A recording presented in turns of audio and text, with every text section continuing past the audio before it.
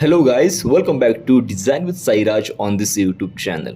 So, in this tutorial, I will show you how to change background color in Catia Wi-Fi software. It's very easy guys, just watch the video till the end, let's start.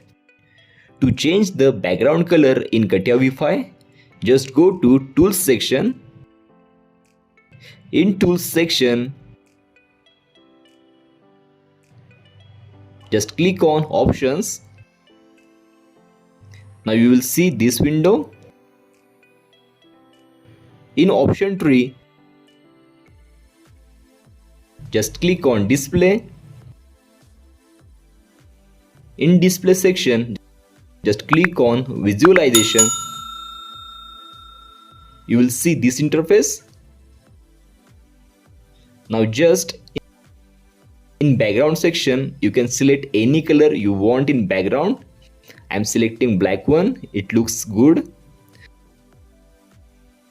Now just click on OK. Background color applied successfully. Thanks for watching guys. Don't forget to like, share and subscribe.